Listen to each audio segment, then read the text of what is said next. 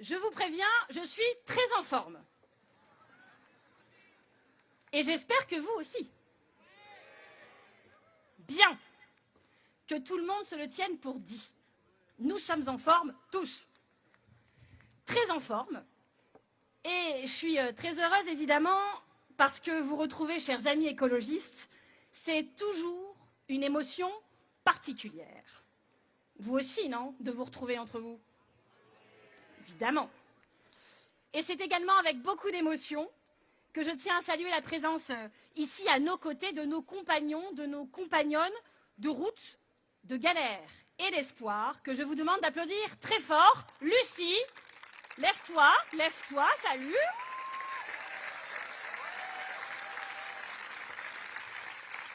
Olivier, pour le Parti socialiste.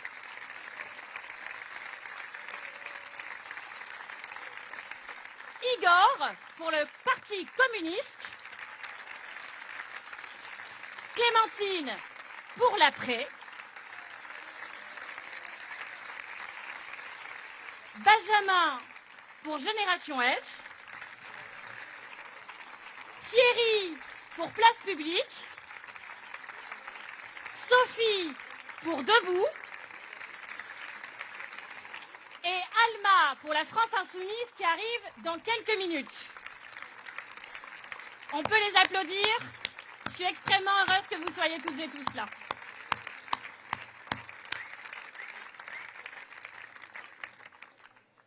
Vous êtes tous venus, tous.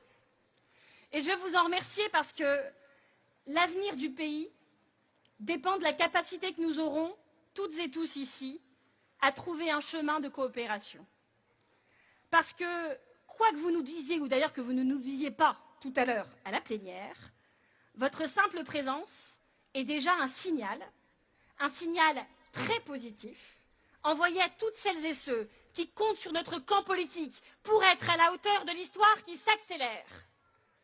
Un signal aussi envoyé à celles et ceux qui rêvaient d'écrire, ou d'ailleurs l'ont déjà fait sans même attendre de voir qui serait là, que la gauche fait sa rentrée divisée.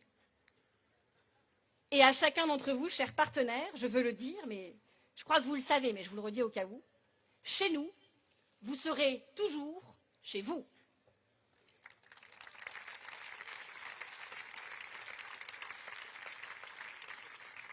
Petite précision technique toutefois, puisqu'il faut se préparer à tout dans les semaines qui viennent.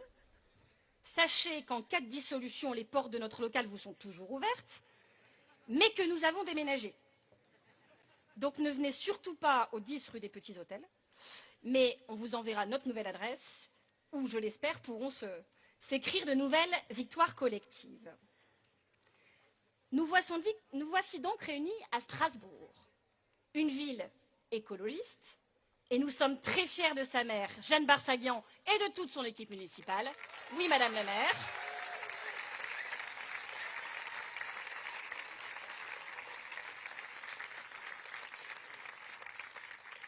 Une ville aussi, Strasbourg, qui a payé le prix des conflits aussi, le prix de la discorde.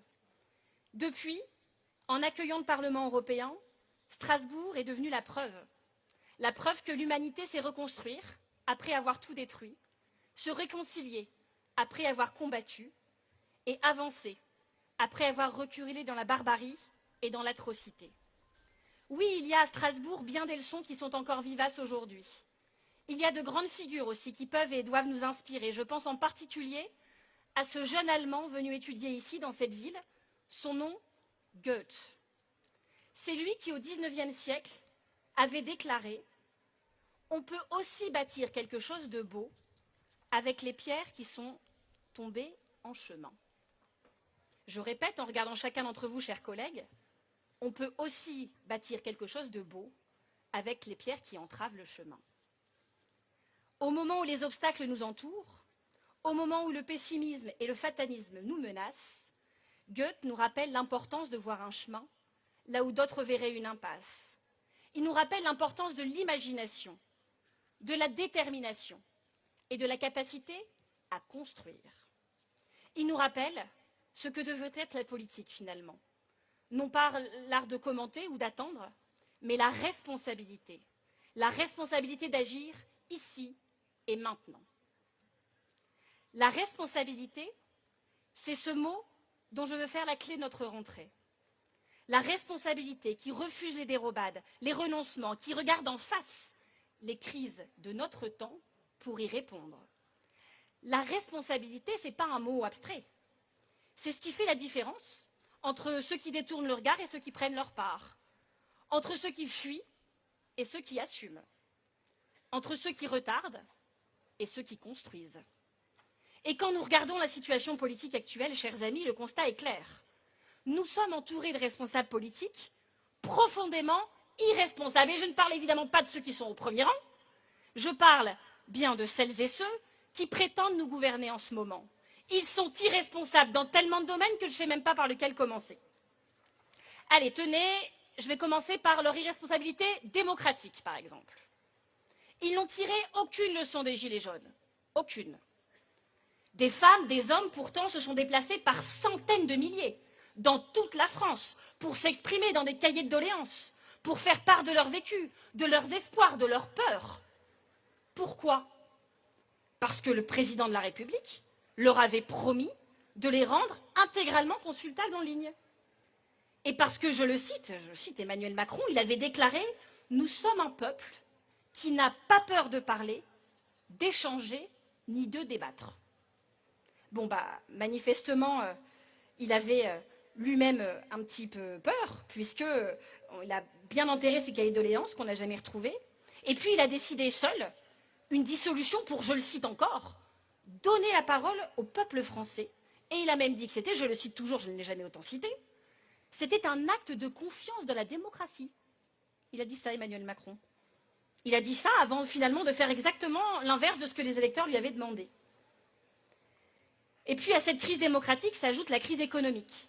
Et ici encore, l'histoire est hallucinante. Mais elle est simple. Coluche aurait pu en faire un sketch, imaginez. C'est l'histoire d'un mec, vous la connaissez, non? C'est l'histoire d'un mec, le mec normal, président de la République.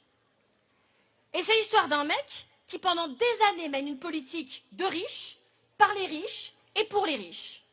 Il baisse les impôts, il multiplie les cadeaux. Et qu'arrive-t-il à leur stupeur? Eh bien, évidemment, et c'est d'une logique implacable, ça aggrave le déficit et ça aggrave la dette. Bon, alors là, le mec, qu'est-ce qu'il fait? Il dit qu'il y a trop de dettes. Bon, ok, jusque-là, on a compris son raisonnement.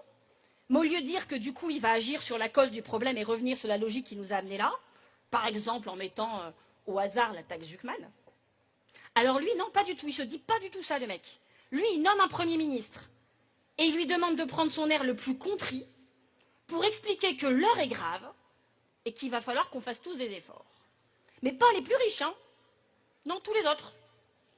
Et quand du tout les autres ne sont pas contents, là, il prend son air de soi-disant Mozart de la finance pour nous expliquer qu'on n'a rien compris parce que c'est très compliqué, sous-entendu, on n'est pas assez intelligent, et que de toute manière, on n'a pas le choix, et qu'en plus, tenez-vous bien, c'est pour notre bien.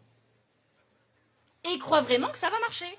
Qu'on va lui dire, mais bien sûr, prenez nos jours fériés, continuez à démanteler nos services publics. D'ailleurs, est-ce que vous ne voulez pas aussi prendre nos congés de Noël? Il n'y a pas de problème, vraiment, comme c'est pour la France, on va le faire. Et puis, bien sûr, c'est l'occasion pour la droite, de manière quasi jubilatoire, de nous ressortir son éternelle rengaine contre les fonctionnaires, trop nombreux, trop bien payés. Pourtant, ça m'a toujours étonné, ces soi-disant métiers privilégiés connaissent une des pires crises d'attractivité de leur histoire. Si la fonction publique est une sinécure, où sont tous les candidats? Vous savez, moi je discute avec de nombreux professeurs, des policières, des policiers, des agents d'accueil, des agents de service, des infirmières, des infirmiers, des internes, des catégories A, B, C, tous les agents de la fonction publique. Et à chaque fois, ce qui me frappe, c'est leur sens de l'intérêt général. C'est leur capacité à continuer à agir alors qu'ils exercent leur métier dans des conditions de travail de plus en plus impossibles. Locaux souvent en mauvais état, salaires indécents, logiciels qui leur laissent de moins en moins de liberté d'action, obligations ubuesques en tout genre et politique du chiffre irréaliste et délétère. Sincèrement, c'est admirable, mais c'est aussi proprement scandaleux. Parce que ces personnes qui prennent soin des autres méritent qu'on prenne soin d'elles aussi. Parce qu'évidemment, cet affaiblissement de nos services publics ne fait pas uniquement souffrir les fonctionnaires. Il aggrave parallèlement et mécaniquement la souffrance et les difficultés des usagers, puisque nous savons à quel point les services publics sont au cœur de la préservation du tissu social. Les services publics, c'est l'héritage de ceux qui n'en ont pas, c'est les ressources de ceux qui n'en ont plus, c'est l'expression la plus concrète et la plus tangible de notre devise républicaine, liberté, égalité, fraternité. Et quand quelqu'un a besoin de soins, la carte bancaire ne doit jamais remplacer la carte vitale et on se battra avec vous et avec vous pour que ça ne soit jamais le cas.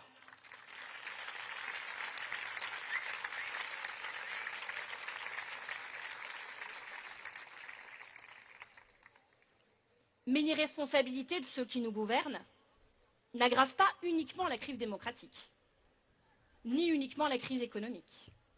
Elle aggrave aussi considérablement la crise écologique. C'est 13 milliards d'euros de moins pour le budget de MaPrimeRénov' depuis 2023. Et maintenant carrément sa suspension. C'est favoriser l'élevage industriel, le déploiement des méga-bassines, l'artificialisation des sols, et tout ça grâce à une loi du plomb qui fait tout à l'envers, y compris en termes de procédure parlementaire. C'est le non-renouvellement du passe-rail pour les jeunes, c'est une baisse drastique des aides pour les véhicules électriques, c'est la réforme du chèque énergie, c'est la division par 5 de l'enveloppe prévue pour le plan vélo qui s'approche désormais quasiment de zéro. C'est une baisse de 54% du fonds vert à destination des collectivités. C'est la dépénalisation des atteintes aux espèces et des milieux protégés. Et c'est contourner la justice pour permettre la reprise des travaux de la 69. C'est aussi parce que leur mépris néocolonial va de pair avec leur mépris de l'environnement, la suppression de l'accord préalable de l'ONF pour l'octroi d'un titre minier en Guyane. Et la liste est encore longue, malheureusement. Macron, vous savez, il s'est beaucoup vanté, il a beaucoup fait le malin sur la scène internationale avec son écologie à la française, que là aussi on n'était pas assez intelligent pour comprendre. Mais la vérité, c'est que son écologie à la française, c'est un écocide.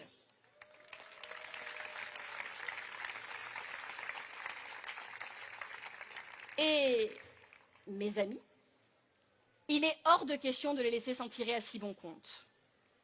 Le backlash anti-écologiste à l'œuvre, au gouvernement, est important, il est violent, il est massif. Et c'est à nous de nous assurer que le backlash du backlash, c'est-à-dire le backlash populaire contre le backlash à eux, au gouvernement, soit encore plus massif et soit encore plus impressionnant.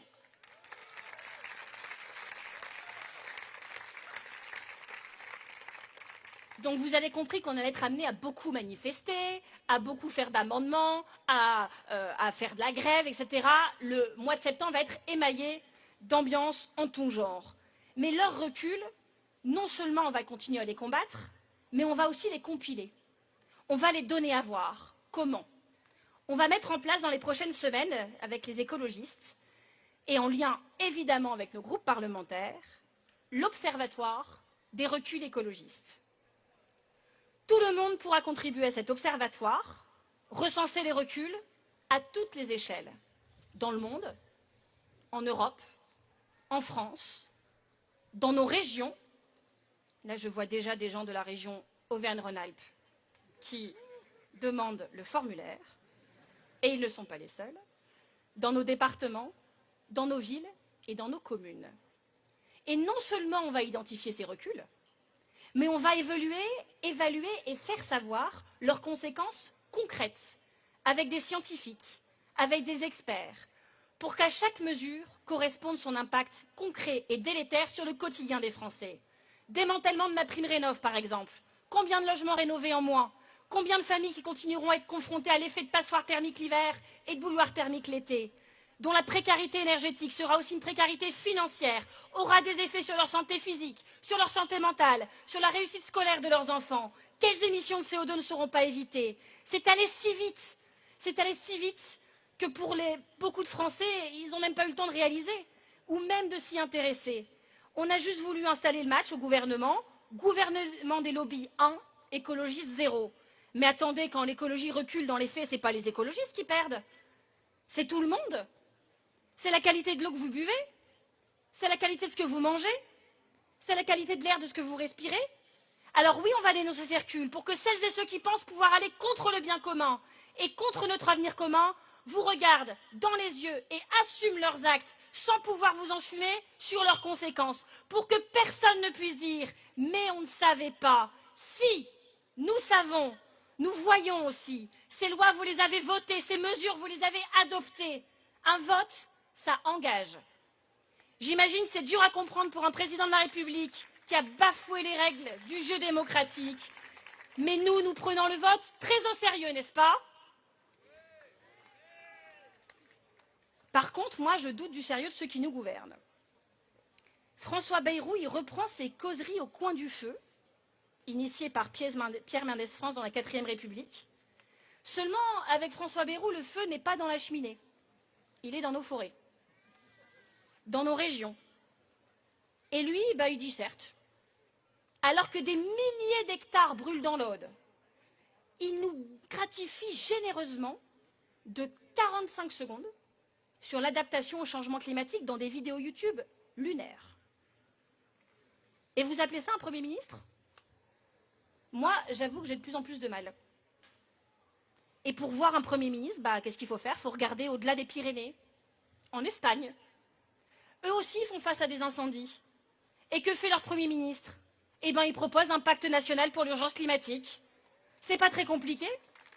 Vous la sentez, la différence entre la responsabilité de la gauche quand elle gouverne et celle des autres?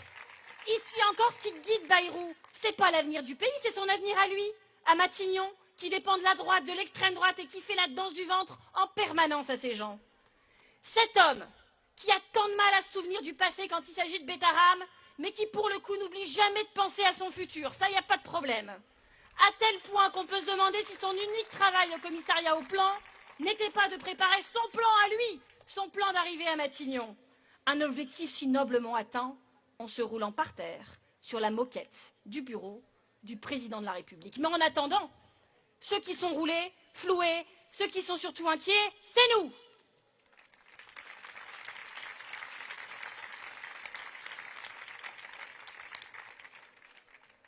Parce que cette irresponsabilité du gouvernement, elle s'étend malheureusement jusqu'à favoriser la montée de l'extrême droite et de l'extrême droite. Avec, comme toujours, un Bruno Retailleau, fidèle à son poste, qui se livre au grand jeu de la surenchère et de la provocation. Mais quand est-ce que Macron arrêtera de penser qu'on lutte contre l'extrême droite en imitant l'extrême droite? En nommant et en laissant carte blanche à des ministres comme Retailleau et Darmanin, par exemple. Nous, on sait ici, pour combattre l'extrême droite, il faut combattre l'extrême droite. C'est pas très compliqué.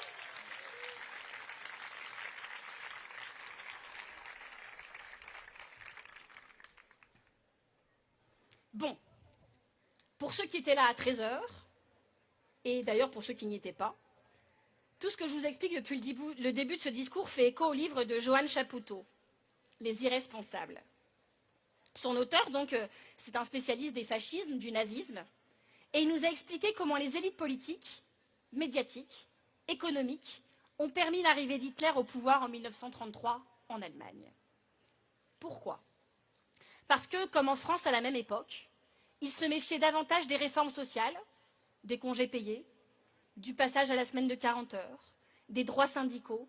Il se méfiait plus de tout ça que du fascisme ou du nazisme. Vous savez, c'était le fameux en France, plutôt Hitler que le Front populaire. Et on sait où ça nous a menés. En somme, Johan nous explique comment les élites ont ouvert la voie à l'extrême droite. Et nous les voyons aujourd'hui recommencer avec leur signe égal entre la gauche et Marine Le Pen. Mais je le précise, l'irresponsabilité, ce n'est pas juste l'apanage de certains responsables politiques. Ça concerne aussi une part des élites économiques. Et en fait, toutes celles et ceux que le regretté Bruno Latour appelait les élites obscurantistes. Élite obscurantiste. C'est un oxymore provocateur qui associe deux idées normalement opposées. Les élites, qui sont donc censées regrouper un groupe de personnes les plus instruites, les plus informées de la société, et l'obscurantisme, c'est-à-dire l'attitude qui s'oppose à la diffusion du savoir, à l'esprit critique, et qui maintient les peuples dans l'ignorance ou la peur. Parler d'élite obscurantiste, c'est dénoncer des personnes de pouvoir ou d'influence qui utilisent leur position non pas pour éclairer, mais pour désinformer, pour manipuler, pour semer le doute au détriment de la vérité, de la justice, du progrès, pour préserver leur intérêt ou juste pour faire avancer leur agenda politique.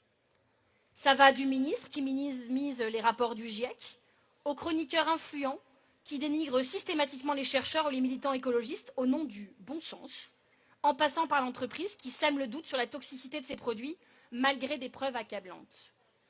Heureusement, toutes les élites ne sont pas obscurantistes, bien sûr, et puis je suis consciente qu'en dénonçant les élites, on court toujours le risque de subir un procès pour populisme.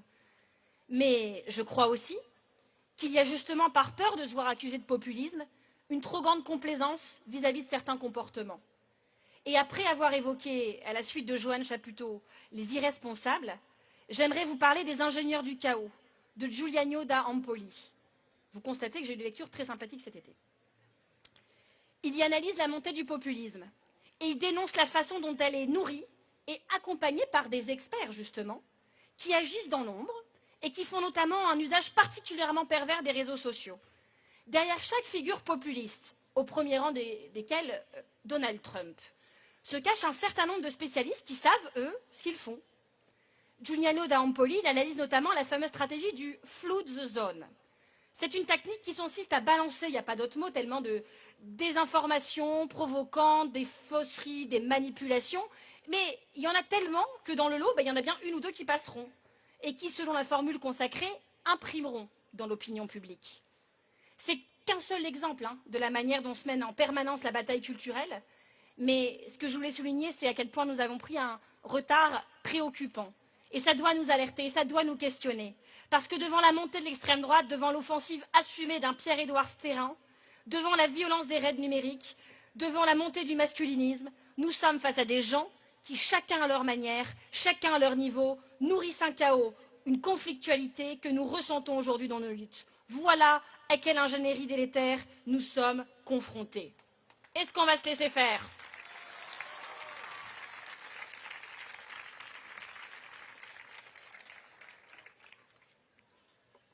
Il y a une bascule fasciste qui est en cours. Elle est à l'œuvre au niveau mondial, comme si les États étaient des dominos alignés qui tombaient les uns après les autres. Cet effet domino, ce sont des grandes démocraties qui ont déjà basculé, une par une, et même celles qui nous paraissaient vaccinées, comme les États-Unis par exemple. Comment on va pouvoir enrayer cet effondrement ? Eh bien, on a un rôle à jouer historique, parce que la France fait partie des prochains dominos. Et si la France bascule, c'est l'Europe qui vacille. Alors on fait quoi ? C'est ça dont je veux vous parler maintenant. Oui, notre responsabilité à nous, face à leur irresponsabilité, est immense. Et elle va se déployer à 3 niveaux. Responsabilité de vérité, premièrement. Ne pas mentir sur la gravité de la situation. Dire que oui, le monde change, mais dire aussi qu'il peut changer dans le bon sens si nous agissons. Responsabilité de proposition, ensuite. Nous ne sommes pas des prophètes de malheur, nous sommes des apporteurs de solutions. Responsabilité d'espoir, enfin. Vous pouvez applaudir les solutions et l'espoir, allez-y, parce qu'on va en avoir besoin quand même.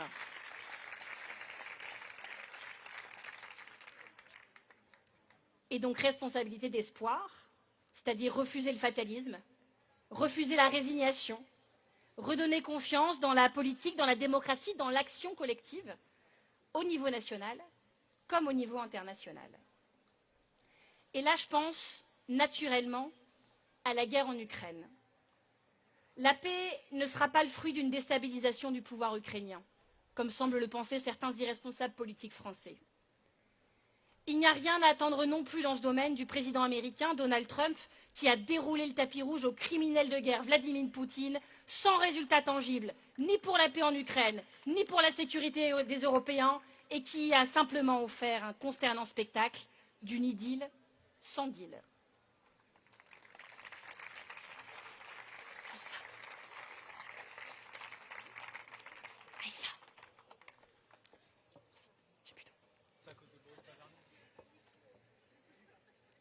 Oui, la paix passe nécessairement d'abord par une aide assumée et totale à l'Ukraine. Parce que c'est une Ukraine forte et soutenue qui est la seule garantie du respect du droit international sur place et d'une paix durable en Europe.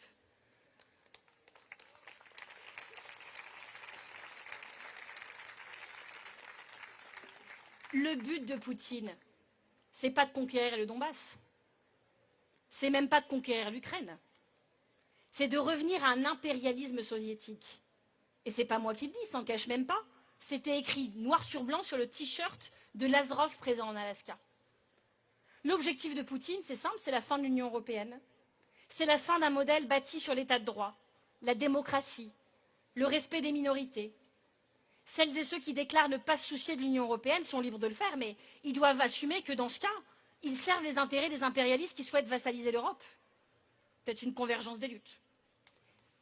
Oui, une autre orientation politique de l'Union européenne est souhaitable. Et c'est d'ailleurs ce que portent nos élus au Parlement européen. Je m'inquiète de ceux qui jubilent de voir l'Europe affaiblie, de ceux qui affaiblissent encore l'Europe par leurs critiques dans une sorte de prophétie autoréalisatrice. Les échecs, les reculs actuels ne nourrissent en moi qu'une seule conviction, et je sais que c'est votre cas aussi. La nécessité absolue d'avoir une Union européenne plus forte, plus déterminée, qui soit consciente de son poids, consciente de son pouvoir et consciente de ses responsabilités.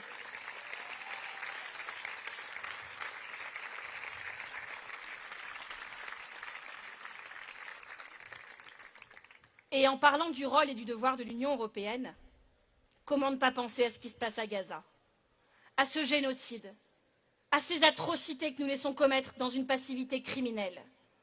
Criminelle, parce que Gaza désormais c'est un cimetière, qu'on se le dise.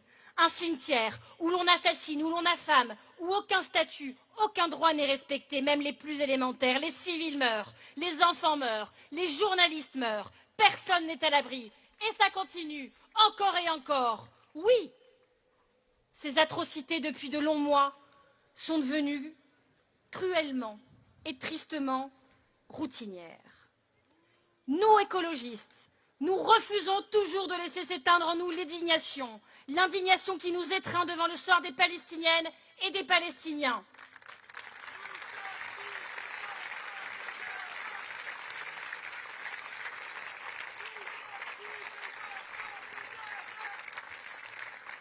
La première urgence, bien sûr, c'est la proposition que nous avons faite dans une tribune en juillet dernier avec Cyril Châtelain, avec David Cormand, avec Guillaume Gontard et avec Aïssa Galmi.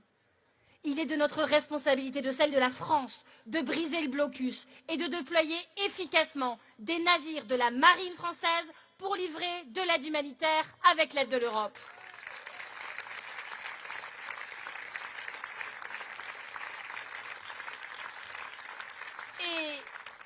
Et nous le demandons ici, devant vous et solennellement au président de la République, il est plus que temps d'agir, il est plus que temps d'arrêter de livrer des armes à Israël.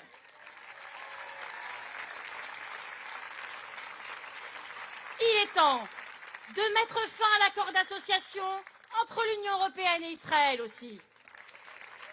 Que les sanctions soient respectées, qu'elles soient décidées et qu'elles soient appliquées. Et puis, il faut condamner avec la plus grande fermeté le projet de colonie dit E1, validé par le ministre israélien d'extrême droite, qui impliquerait la construction de 3000 logements et qui serait un nouveau clou dans le cercueil d'une solution à deux États.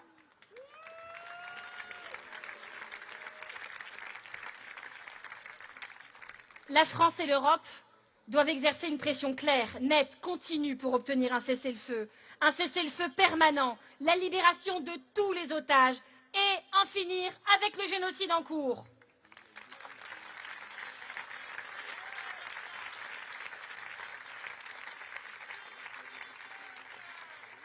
Parce que sans cela,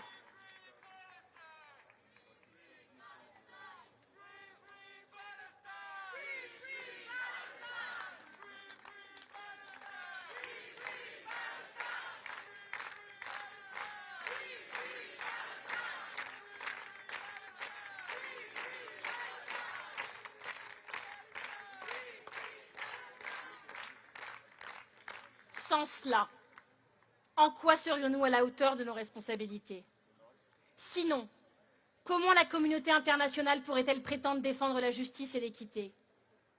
Et puis comment pourrions-nous continuer à défendre l'idée même d'un droit international, idée pourtant absolument essentielle et déterminante, si l'impunité dont bénéficie Netanyahou vient la fragiliser constamment? Gaza, c'est un cimetière, celui de milliers d'hommes, de femmes, d'enfants, qu'on n'oublie pas, qu'on n'oubliera jamais. Mais il est aussi le cimetière des ambitions du droit international. Il faut se le dire. Ça nous fragilise parce que le droit, c'est la condition même de la coexistence apaisée. C'est la condition même pour ne pas sombrer dans le règne de l'arbitraire et la loi du plus fort. Et le droit international, c'est pas géométrie variable. Ça vaut pour l'Ukraine, ça vaut pour la Palestine, ça vaut pour tous ces conflits qui sont trop souvent oubliés, comme le Yémen, le Congo, le Soudan, Haïti, la Birmanie ou la situation des Ouïghours en Chine.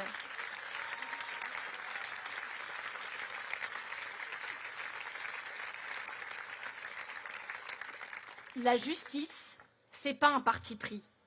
C'est pas une opinion, c'est pas un luxe réservé à certains pays. Ça vaut pour tous les pays, pour tous les peuples, et il n'y a aucune raison, non aucune, d'en priver les Palestiniennes et les Palestiniens. Voilà.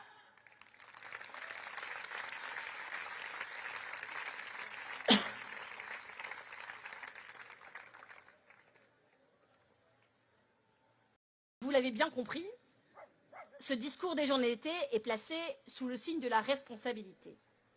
Et ça tombe bien, parce que je suis ce soir entourée d'un certain nombre de responsables politiques. Et les responsabilités, entendons-nous, nous avons bien l'intention de les assumer pleinement et de les assumer ensemble. Alors bien sûr, je vais vous parler des présidentielles, mais avant, il y a les municipales.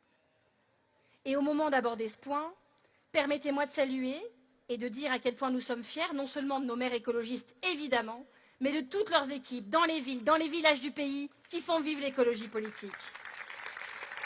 Bravo et merci. Je vous applaudis aussi, mais mes feuilles vont s'envoler, donc je peux pas applaudir longtemps. En 2020, ça me meut à chaque fois que j'en reparle, parce que j'ai pleuré devant ma télé, et je sais que je ne suis pas la seule. La vague verte qui a déferlé sur la France en mettant les écologistes à la tête de communes comme Bordeaux, Lyon, Strasbourg, Besançon, Tours, Poitiers, Grenoble et tant d'autres villes et de villages, comme Naf, comme Auray, comme Luxurode, plus de 100 au total.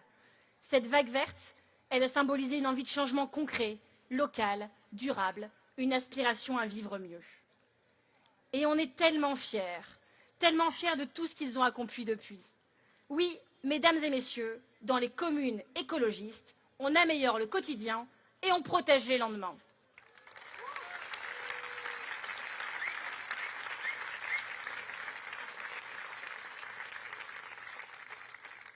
Alors en 2026, notre objectif est clair, conserver les villes écologistes, conserver les villes de gauche, mais aussi en conquérir un maximum de nouvelles, de toutes les tailles, dans tous les types de territoires, et nous sommes prêts.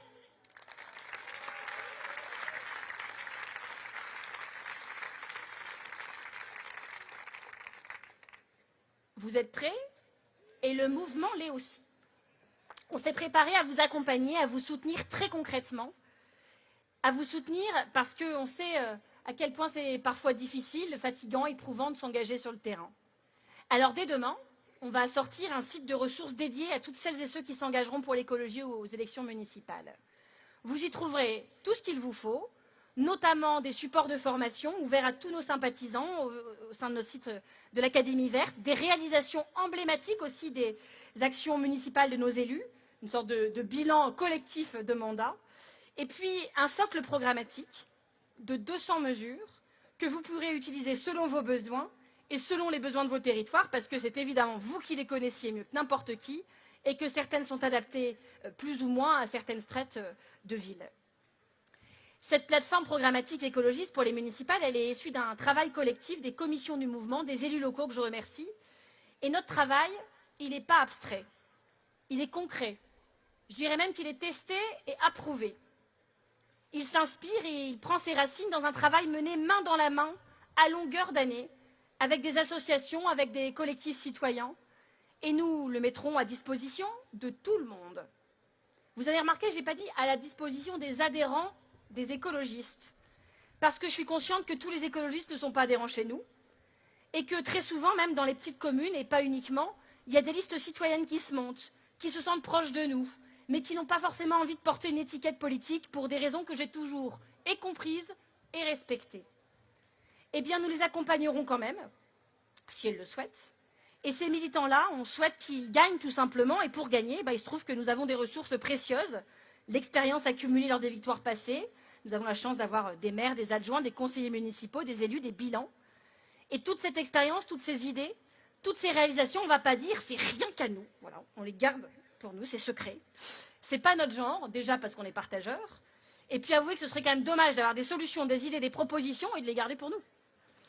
Alors je vous en prie, servez-vous, tout le monde, et rejoignez notre plan d'accompagnement complet dédié aux candidats municipaux, parce que ça fait, chez les écologistes, longtemps qu'on est pour le partage, pour le commun, pour l'open source. Alors cette offre de service complète, on vous propose, nous adhérents, de la partager avec d'autres. C'est un peu notre manière d'être aussi un service public de l'écologie. Parce que le service public, on l'aime, on le défend et on le prolonge.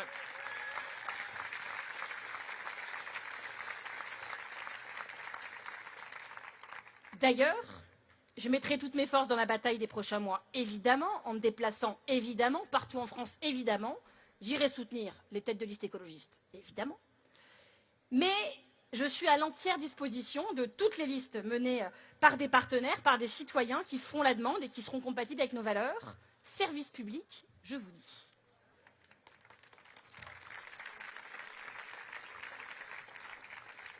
C'est peut-être inhabituel, mais c'est pleinement cohérent avec ce que nous avons toujours dit. Les écologistes souhaitent une union la plus large, partout où cela est possible, pour permettre à un maximum de villes tenues par la droite de basculer à gauche. Et puis, dans les villes où la gauche, où les écologistes sont déjà au pouvoir, et quand la maire se représente, ou le maire, eh bien, il semble logique, évident, que les acteurs qui ont travaillé ensemble, quand ça s'est bien passé pendant tout un mandat, repartent au moins dans ce périmètre-là. Bien sûr, chez nous, on fait confiance au territoire. Bien sûr, ce sont nos groupes locaux qui décideront pour leur commune, qui mènent d'ailleurs en ce moment des discussions exigeantes, évidemment, sur le programme et sur les garanties de pouvoir le mettre en œuvre. Mais c'est l'objectif minimal qu'on se fixe. Vous avez compris donc, unité, garder les villes écologistes, garder les villes de gauche, conquérir des territoires de droite et d'extrême droite. Est-ce que ça vous va comme programme ? Parfait. Je finis juste sur les municipales par évoquer le fait qu'il a été beaucoup question de Paris, de Lyon et de Marseille dans l'actualité politico-médiatique, parce qu'il y a eu une réforme qui a touché ces 3 villes. Mais il y a un changement majeur qui va se produire pour 25 000 autres communes. Et cela, on n'en parle quasiment pas dans les débats et dans les médias. Alors je le fais ici parce que partout où je me déplace dans les ruralités, on me parle de ça. Fini le panachage. Obligation de parité, c'est une vraie révolution qu'il faudra accompagner. On sera là aussi, Paris, Lyon, Marseille, les 25 000 communes pour lesquelles les règles changent, et puis pour toutes les autres. Bon. Est-ce qu'on peut passer à la présidentielle? C'est bon pour les municipales, on a compris? Eh bien, c'est parfait. Donc, on passe à la présidentielle. Le gros défi de cette rentrée politique, et des mois à venir pour la gauche et les écologistes, c'est de faire mentir les promesses de défaite qui nous sont faites. Moi, j'ai appris à ne pas écouter les oiseaux de mauvais augure et à rester concentré sur l'objectif. L'été dernier aussi, ils nous disaient, je vous rappelle, que c'était complètement impossible. Et puis pourtant, on l'a fait, vous vous rappelez? Moi aussi. Alors que 27 sondages sur 27 nous démontraient que l'extrême droite allait gagner, on l'a fait. Certains me disent qu'il faut avoir la foi pour croire à une victoire possible en 2027. Eh bien, moi, j'y crois. Je crois qu'on peut le faire.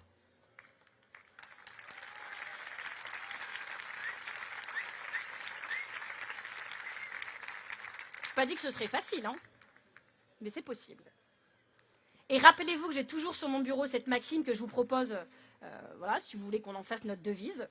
Ceux qui pensent que c'est impossible sont privés de ne pas déranger ceux qui essaient.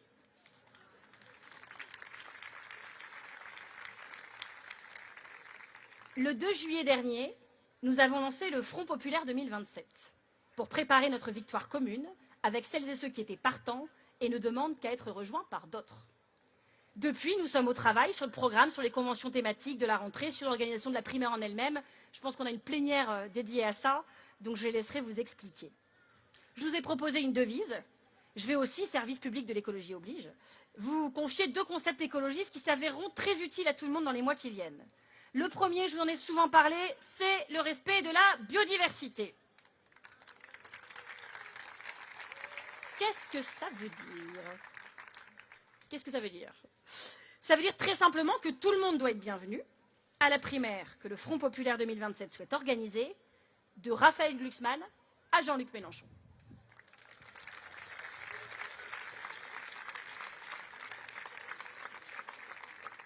Bien sûr, on a le droit de ne pas être d'accord avec eux des fois, il n'y a pas de problème.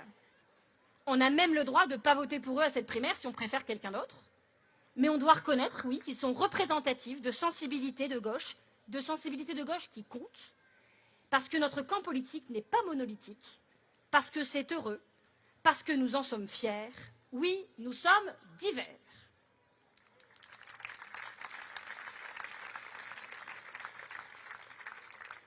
Je vous rappelle qu'en politique, comme dans la nature, c'est la diversité qui fait la richesse des écosystèmes. Et je vous dis aussi, avec beaucoup de conviction, que les écologistes font confiance aux électeurs de gauche et écologistes pour trancher qui ils veulent voir porter leur couleur au premier tour de la présidentielle. Et aucun des candidates ou des candidats putatifs ne devrait en avoir peur.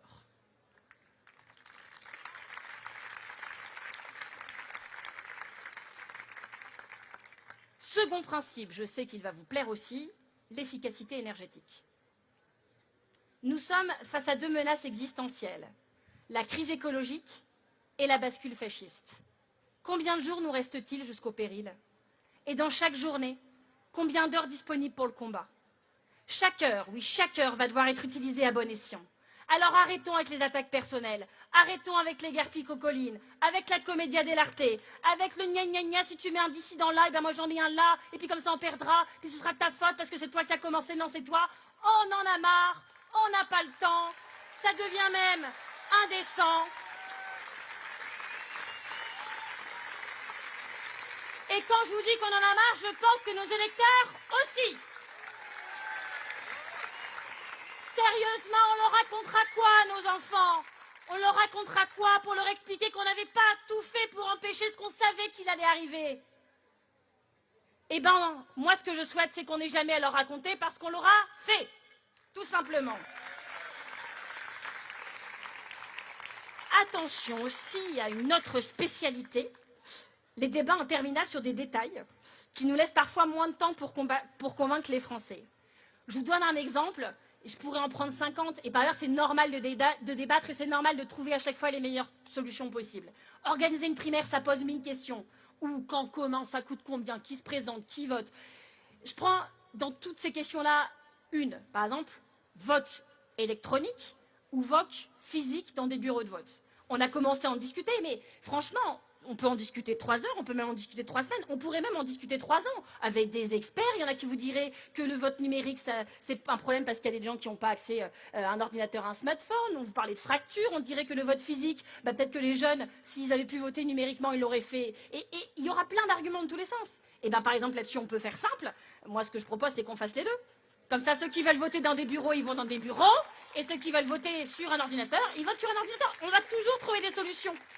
Mais donc, engageons-nous à débattre, oui, à chercher des solutions intelligentes, oui, mais à ne pas être dans des jeux d'acteurs comme ça toute l'année qui nous laisseront moins de temps pour convaincre les Français.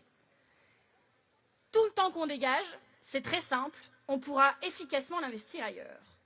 On peut, par exemple, aller à l'écoute des Françaises et des Français sur le terrain, c'est ce que j'ai l'occasion de faire avec vous, d'ailleurs, lors de réunions inversées que j'organise partout en France, surtout là, d'ailleurs, où peu de politiques nationaux vont. D'ailleurs, parfois, on me dit on n'en a jamais vu. Voilà. Il y en a, il m'a dit on a vu que Laurent Wauquiez, mais c'est normal, il habite à côté, donc c'est très content de voir quelqu'un d'autre.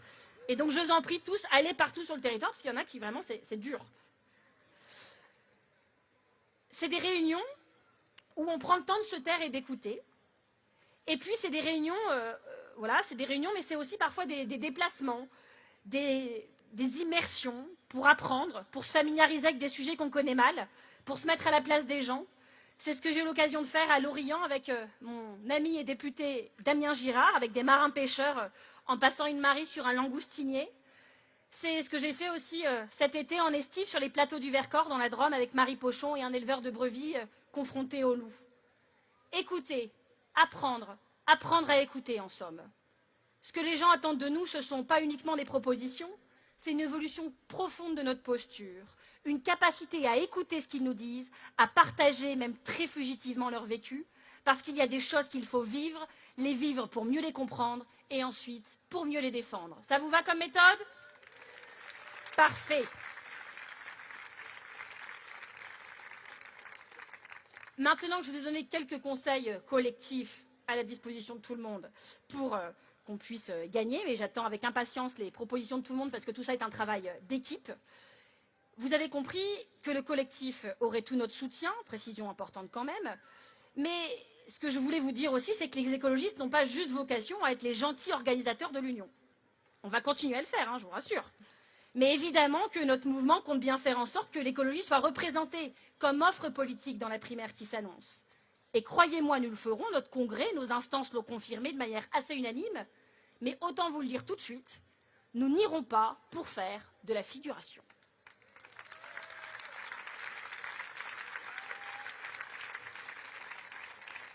Le programme que nous proposerons au collectif, et tout ça va être retravaillé ensemble, mais nos propositions écologistes, ce sera de faire un programme de rupture avec le capitalisme de prédation, mais aussi avec le productivisme qui est encore défendu par certains à gauche.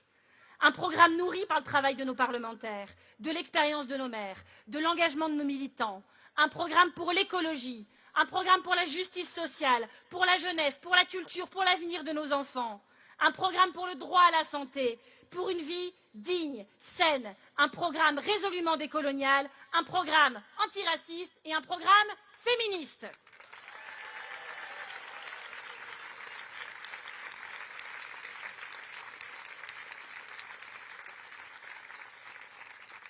Et puis, on proposera évidemment aux Françaises et aux Français de pouvoir participer à son élaboration via une grande consultation populaire des écologistes. Et donc ça, voilà, ce sera notre contribution écologiste au travail collectif. Notre ligne politique sera l'écologie et notre ligne stratégique, ce sera l'antifascisme. Oui, nous allons combattre l'extrême droite, corps et âme. Et ce combat que nous mènerons, je l'espère tous ensemble, commence en ce moment et en se montrant déterminés et irréprochables sur l'antisémitisme et sur toutes les formes de racisme, en étant courageux, en ne détournant pas les yeux.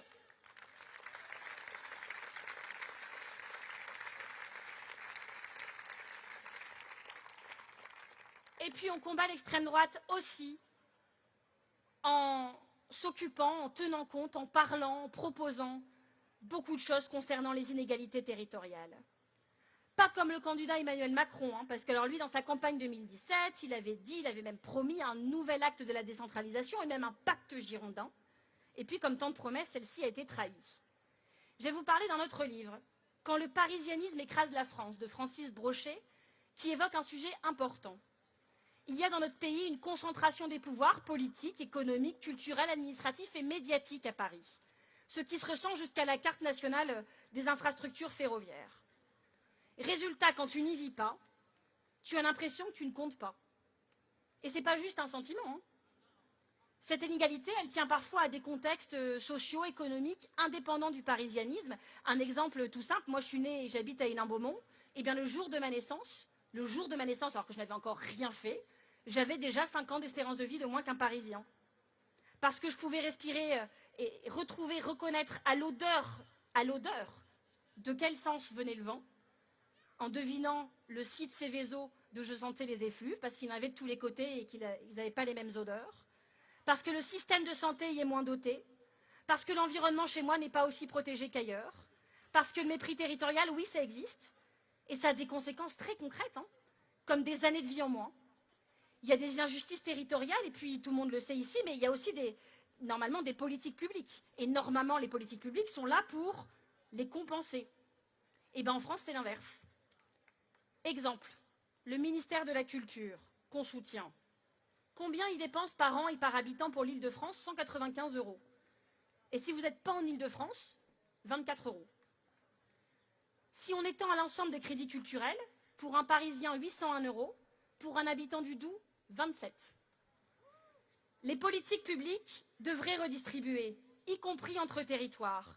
Et elles le font parfois à l'envers, alors que partout en France, nous payons des impôts, et que ces impôts nationaux, nous les payons partout sur le territoire, même sur les territoires défavorisés, avec les mêmes taux.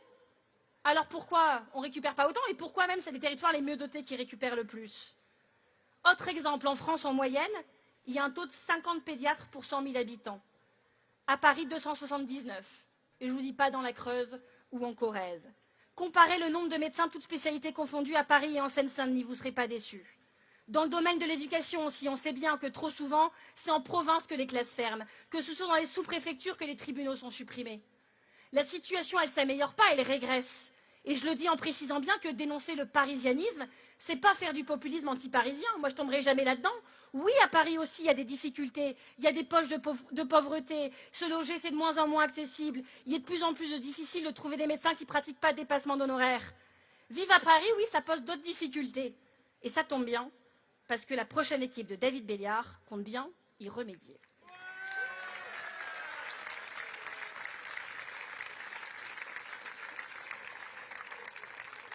J'ai eu l'occasion de le dire lors de mon discours du Congrès, mais la question territoriale, elle est fondamentale pour moi.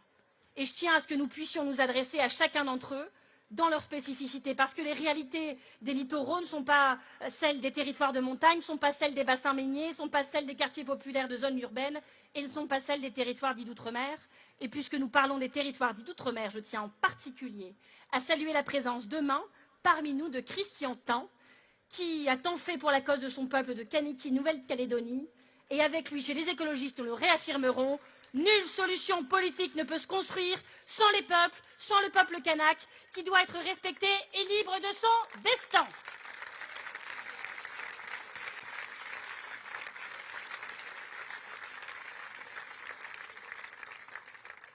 Autre condition nécessaire, mais pas suffisante pour combattre l'extrême droite. Prendre à bras le corps des sujets qui touchent beaucoup de Français, mais qui sont laissés en totale déshérence par le débat politique. La solitude, par exemple. C'est un sujet qui m'obsède et dont je ne comprends toujours pas qu'on n'en parle pas tout le temps. Vous savez combien de Français souffrent de la solitude? 1 sur 4. Un Français sur 4 souffre de solitude. Et la solitude, ce n'est pas juste un inconfort. C'est un mal qui ronge, qui a des conséquences psychiques, qui a des conséquences physiques. D'après l'OMS, souffrir de solitude, c'est aussi nocif pour la santé que de fumer 15 cigarettes par jour. Ça augmente les risques de décès prématurés, ça a un impact profond et durable. Et ce mal, il touche toutes les générations, toutes les couches de la société, et vient se juxtaposer sur les inégalités sociales et territoriales et les amplifier. D'autres pays ont réagi face à ce fléau. Le Royaume-Uni, le Japon, par exemple, ont mis en place des ministères dédiés à la solitude, avec des grands plans d'action, des budgets dédiés. Et en France, on fait quoi? Eh bien, on laisse seuls ceux qui ne le sont déjà que trop. Et ça a des conséquences pour la société dans son ensemble, parce que cette solitude, dont beaucoup de monde ne se préoccupe pas, je sais qu'elle nourrit aussi un rapport blessé à l'autre. Elle nourrit un rapport blessé à l'autre qui nourrit ensuite le Rassemblement national, qui pourtant n'a rien de concret à proposer sur le sujet. Oui, le combat contre le Rassemblement national doit se mener sur tous les sujets, sur tous les territoires, sur tous les terrains, et c'est exactement ce que nous allons faire jusqu'aux étagères des librairies. Jordan Bardella a sorti son livre. Zemmour a commis plusieurs livres. Je dis bien commis parce que le contenu, oui, relève bien du registre du délit. Et en face, on avait les rêveries libidineuses de Bruno Le Maire. Je vous rassure, à côté de ces ouvrages peu recommandables, vous trouverez bientôt une lecture plus saine et plus motivante, en plus du livre d'Olivier Faure que j'ai lu cet été, en plus du livre de Lucie Castet que j'ai aussi lu cet été, et en plus du livre de Clémentine Autain que j'ai aussi lu cet été. Et vous comprenez donc pourquoi je ne répondais pas à vos messages WhatsApp. Je vous donne le titre. Ça s'appellera « Demain, si tout va bien ». Et je vous rassure une deuxième fois, ce livre n'est pas là uniquement pour que l'extrême droite et la droite se sentent moins seuls sur les étagères de la FNAC. C'est un projet auquel je réfléchis depuis longtemps et pour lequel Albin Michel m'a fait confiance et je les en remercie. C'est un livre, bien sûr, qui sera classé dans les livres politiques, parce que, de par son auteur, c'est un livre politique. Mais il ne ressemble pas, je pense, aux autres livres politiques, et je pense que c'est aussi de par son auteur. Mais je ne vous en dis pas plus, je vous laisse la surprise et j'espère qu'il vous plaira et que j'aurai l'occasion de vous rencontrer, de vous retrouver dans la tournée des librairies qui m'attend à l'automne, si tout va bien.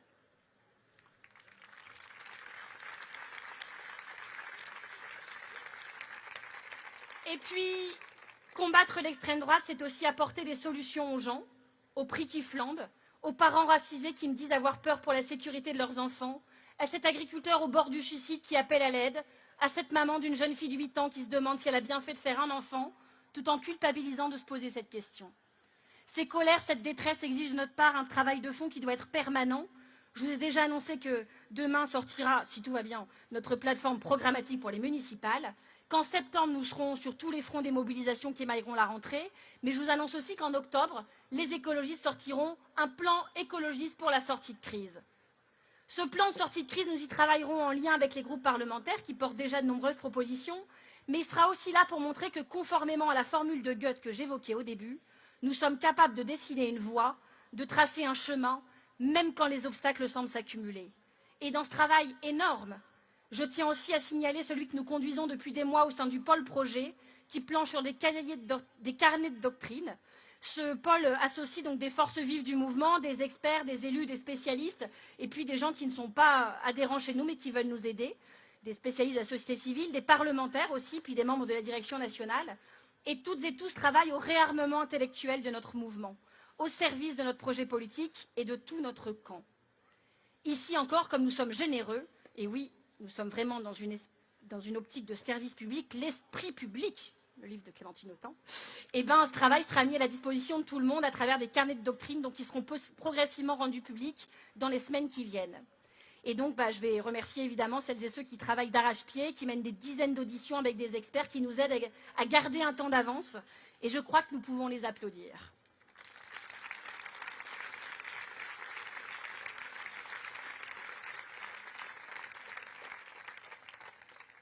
Alors évidemment, on parle présidentiel, on parle programme, on parle candidature, et je vois bien la question qui commence à germer dans certains esprits. Oui, on me pose souvent la question de savoir si j'irai moi. Et à cela, je vais vous répondre très simplement. Suspense. Je vous réponds très simplement qu'on ne se présente pas à une élection présidentielle à la légère. On réfléchit, on consulte, on discute, on écoute. En tout cas, c'est ainsi que je veux procéder. Surtout, je pense que c'est une décision collective qui concerne l'ensemble de notre famille politique et qu'elle doit s'inscrire dans un cadre clair dont nous avons déjà donné quelques éléments. Comme décidé en juin dernier, le parti organisera son processus de désignation interne en fin d'année et nous sommes encore à l'été.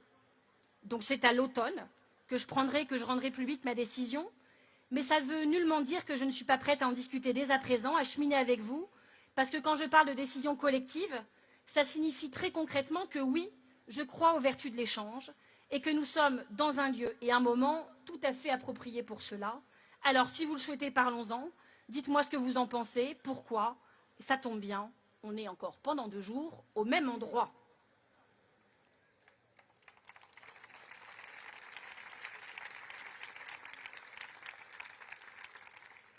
On a beaucoup parlé de responsabilité ce soir. Et je voulais ajouter une dernière chose à ce sujet. La responsabilité, ce n'est pas un fardeau individuel. C'est une aventure collective. Une de celles qui transforme la colère en espoir et l'espoir en victoire. Et des victoires, il y en a aussi. J'ai toujours trouvé essentiel d'apprendre à les célébrer. Chaque centimètre gagné sur le découragement mérite d'être honoré. Quand nous remportons une circonscription, quand un texte de loi avance, quand un slogan allume une étincelle dans le regard d'une militante ou d'un militant, qu'un moment politique nous rend fiers, alors oui, il faut lever la tête et s'en féliciter. Toute victoire, même partielle, est une preuve que le réel peut encore être déplacé, et ça c'est précieux et c'est presque révolutionnaire.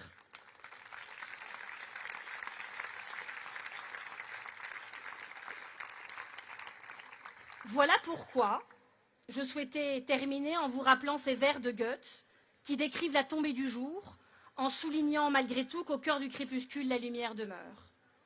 Le crépuscule est tombé, tout ce qui était proche déjà s'éloigne, mais d'abord est montée la douce lumière de l'étoile du soir.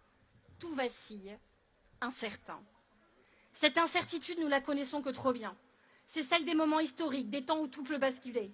Cette incertitude, elle ne doit pas nous inquiéter, mais au contraire nous habiter et nous activer.